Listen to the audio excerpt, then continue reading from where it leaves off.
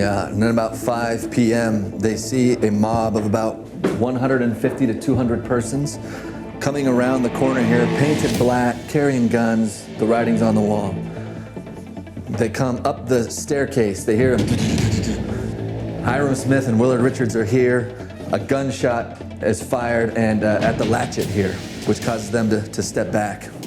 And then the next shot through the door, you can actually see the original bullet hole is still here. This shot, this is the deadly shot that will kill Hiram Smith. Hiram is standing right about here when the shot comes through the door and hits him on the left side of the nose and goes right into his head. And at the same time as that bullet came in here, another one from the window outside hits him in the back. He doesn't move his feet. He falls straight back and says, "I'm a dead man."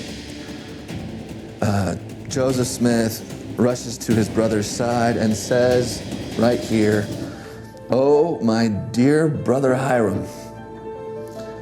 And then instantly he stood up with a quick step and a determined resolution, pulls out a 6-shooter, and he comes to the door here, opens it slightly, sticks his arm out and snaps 6 times, only 3 times discharge. We don't know if Joseph actually hit anybody, killed anybody. That was their last recourse of protection as far as firearms go. And then they come back. John Taylor says he's standing here with his walking stick trying to parry the guns off, push them away. He hears Joseph say, "That's right, Brother Taylor, parry them off as best you can." And then later says, "Those were the last words I heard him say in mortality." So it's clear at this point that the mob's coming in. The mob then starts to, as they continue to push the door, John Taylor has the thought, maybe there are some friends of ours outside. So he rushes to the window, maybe with the intent to jump. He says he got hit in the leg. Another bullet entered his left wrist. Another one hit him right in the knee. Another one hit him on the hip. He falls writhing in pain underneath this bed here. So Willard is over here, still trying to parry off the guns that are firing at John Taylor. John's under the bed, and neither of them quite see what happens next. But apparently Joseph goes to the window, and you sometimes see this depicted like he falls out the window, but according to one source, he actually gets up in the window.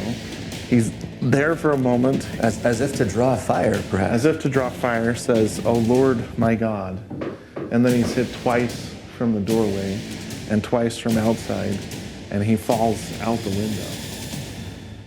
It's possible that he may have done this to try and draw them away. He knows that they're after him and Hiram. Hiram's gone.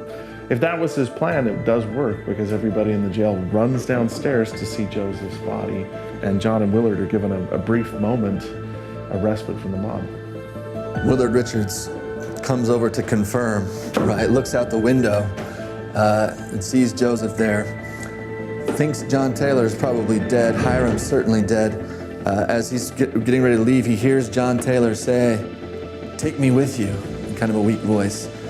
Richards comes, gets John Taylor, sort of drags him from here over into the dungeon cell to hide him underneath some of the mattresses there. They never come back. Someone shouts outside, "The Mormons are coming, the Mormons are coming."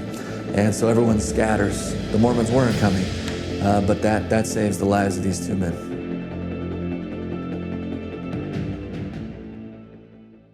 Scott and I head out of the jail to see the final resting place of Joseph Smith after he fell from the window for his friends and beliefs.